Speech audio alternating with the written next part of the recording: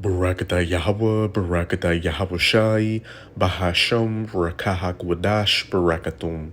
First and foremost, I want to give all praises, glory, and infinite honors to Yahweh, Bahasham, Yahweh Shai. Double honors to the apostles and elders, a great millstone who rule and teach well. In peace and salutations to you sincere Akim out there, pushing this word in truth and sincerity to the four corners of the globe. May you brothers endure until the end. This is the brother Ra'aya with another video, and I'm going to start it off in 2 Peter's chapter 3, verse 10. And the header at the top reads, "A new heaven and earth. But the day of the Lord will come as a thief in the night, in the which the heavens shall pass away with a great noise." And that new heaven and a new earth isn't talking about planet X or Nibiru destroying this earth or anything like that. It's talking about a change in rulership and the earth being refreshed from its current defiled state. Because in the scriptures, heaven and hell can be symbolic of a condition. If you're in your heavens, you're in rulership. And if you're in your hell, you're in captivity. You're at the bottom. And right now, these Edomites, or so-called white people, are in their heavens. Hey, they've been in control of the planet for the last 500 years or so. And you Israelites, you so-called Negroes, Latinos, and Native Americans have been in your hell, being second-class citizens at the bottom of society. But hey, we're at the times of a role reversal.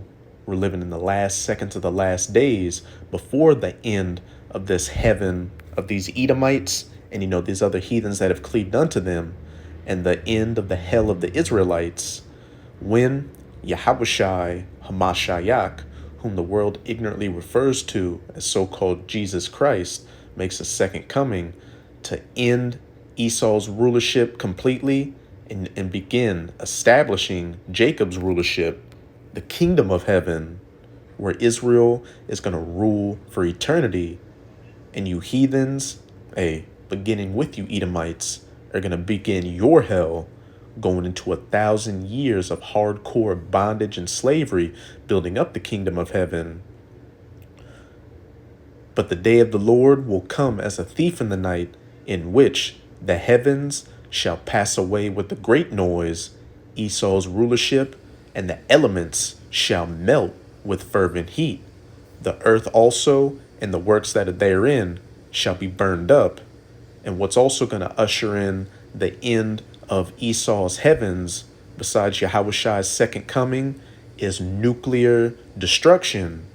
Because nuclear destruction is a part of biblical prophecy, and nuclear missiles will be shot to the ends of the earth during World War III and hit everywhere you Edomites dwell, melting the elements with fervent heat and burning up the works in the earth.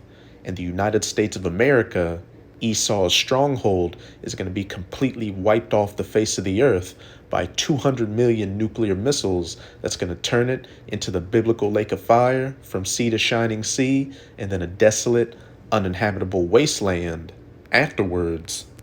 Verse 11, "Seeing then that all these things shall be dissolved, what manner of persons ought ye to be in all holy conversation and godliness?" He's speaking to the elect of the nation of Israel. What manner of persons ought ye to be right now, seeing that all these prophecies are about to come to pass and the kingdom of heaven is at hand? Verse 12, "Looking for and hastening unto the coming of the day of the Most High." You should be doing whatever you can to stay in the good graces of your power, Yahweh Bahashem, Yahweh Shai, repenting, for the wicked lives we've lived before we came into the truth, and hastening for this nuclear destruction to take place. Because once that happens, that's the end of our captivity and the beginning of our rulership, wherein the heavens being on fire shall be dissolved, Esau's rulership getting burned up, and the elements shall melt with fervent heat. And I opened up the video with these verses to preface an article on radaronline.com to show us that these times are quickly coming upon us. And the title of this article reads, "Putin orders 3,000 nuclear missile force soldiers to run combat readiness, adding fears of possible World War III. Hey, but as we just read in that in that Second Peter's, nuclear destruction is a part of biblical prophecy, and World War III is a part of biblical prophecy as well. It's not a possibility, it's an inevitability. This is Revelation chapter 9, verse 12. One woe or destruction is past, referring to World War I. And behold, there come two woes more hereafter, World War II, which is past, and World War III, which is quickly coming upon us. And of course, will go nuclear. And the two main combatants of this third woe is going to be the United States of America and Russia. And Russia is going to overcome the U.S. and be the main nation to lead these other nations in shooting those 200 million nuclear missiles onto the United States of America. It's by no coincidence that there's always been friction between the U.S. and Russia, and over these last couple of years, Russia has increased its rhetoric in threatening the West, really the United States, in using its nuclear forces on them. And then during Donald Trump's presidency, you had the U.S. and Russia pull out of a lot of Cold War era nuclear weapons bans and treaties, because that's the Most High gearing up these different nations to fulfill biblical prophecy. But before we get back into that article, let's read Jeremiah chapter 50, verse 9. For lo, I will raise and cause to come up against Babylon, Babylon the Great, the virgin daughter of Babylon, the United States of America, which is also spiritually known as Sodom and Egypt, as pursuant to Revelation 11, verse 8. And I did a video the other day showing why America is known as spiritual Sodom and Egypt, how in Texas, they just had a Sunday Mass celebrating DRAG queens, and how God is, liberal and loving and cares about everybody. Just complete madness, and another justification why this spiritual Sodom, Babylon the Great, the United States of America, is going to be destroyed. And how was ancient Sodom destroyed? With fire and brimstone from the sky. But this modern day Sodom and Gomorrah is going to be destroyed by that modern fire and brimstone, those 200 million nuclear missiles. For lo, I will raise and cause to come up against Babylon an assembly of great nations from the north country being Russia, because what's north of the United States of America, Canada, that Arctic Ocean region, and then Russia. And I've done plenty of videos in the past showing that Russia has been building up its military assets, nuclear capable, in that Arctic Ocean region. And it's a known fact that Russia shooting missiles from itself across the north and from that Arctic Ocean region would be the shortest trajectory time for those missiles to reach the U.S. And that assembly of great nations from the North country are not just Russia's allies like China, Iran, or North Korea. And what have we seen recently? Kim Jong-un visit, Putin, and them strengthening their alliance. And North Korea has been doing a lot of nuclear missiles tests. Then just recently, there's been more talks from China about having to move to a nuclear position against the U.S. But that assembly of great nations also includes America's own allies, her NATO allies, like Germany and France, which at some point during World War III are going to turn against her and ally themselves with that North country, Russia, in shooting missiles onto Babylon. Read Revelation 17, verse 16, the 10 horns, speaking of the EU, which thou sawest upon the beast, NATO. These shall hate the whore, the U.S., and shall eat her flesh and burn her with fire, nuclear fire. And they shall set themselves in array against her. From thence she shall be taken. Their arrows shall be as of a mighty expert man. None shall return in vain. And those arrows are symbolic for those nuclear missiles, because when the prophets saw these visions thousands of years ago, they weren't going to say a Satan 2 or a Zircon hypersonic missile or a Topol sickle missile. They had to describe it the best way they could with what they knew during their times, ancient weapons of war like bows and arrows. And when you look at a missile flying through the sky, it looks just like an arrow. And they've actually got a missile over in the state of Israel called the Arrow 3 and the Arrow 4. But again, it's going to be Russia that's going to lead these nations into shooting those nukes onto Babylon. And hey, they're going to completely take her and wipe her off the face of the earth. And this article is showing that the Most High is gearing Russia up to fulfill that biblical role.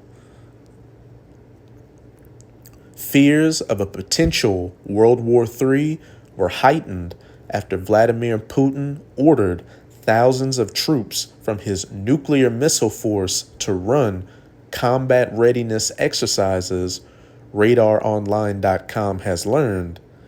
The combat drills were conducted in the Sverdlovsk region and included around 3,000 Tagile Rocket Division soldiers being trained on the highest degrees of combat readiness on Thursday. One of them missiles right there. One of them arrows. Fuck Whoopi Goldberg. A clip of the Nuclear Missile Division's combat drills was broadcast by the Russian Defense Ministry TV channel Zvezda. The footage captured thousands of soldiers training and the feared YARS thermonuclear intercontinental ballistic missiles, which featured a range of 6,835 miles set up on launchers. The drills reportedly covered how to maneuver on combat patrol routes in the Ural Mountains and how to combat Western attacks on Putin's prized nuclear missiles.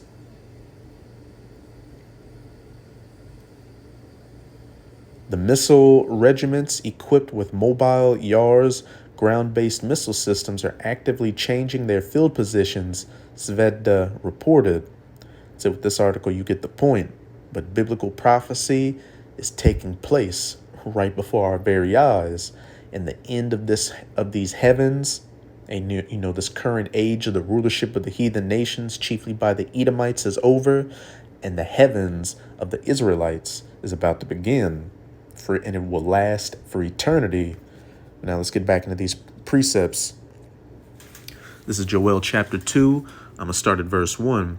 Blow ye the trumpet in Zion, and sound an alarm in my holy mountain, which is exactly what the men of the Lord, the prophets of the Most High, chiefly through GMS or Great Millstone, as well as the brothers that come in the spirit of GMS, are doing by going out onto the highways and byways preaching this word, as well as putting up video epistles like this, warning you people of the biblical times that we're living in, so that the elect of the nation of Israel can get right and be saved, but the wicked of our people and you heathens, hey, you're going to get judged horrifically.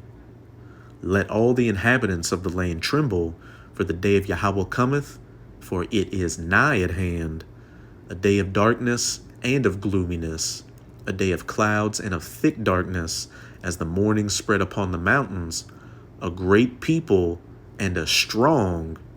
There hath not been ever the like, neither shall be any more after it, even to the years of many generations. And that great people and a strong is speaking of those nuclear missiles.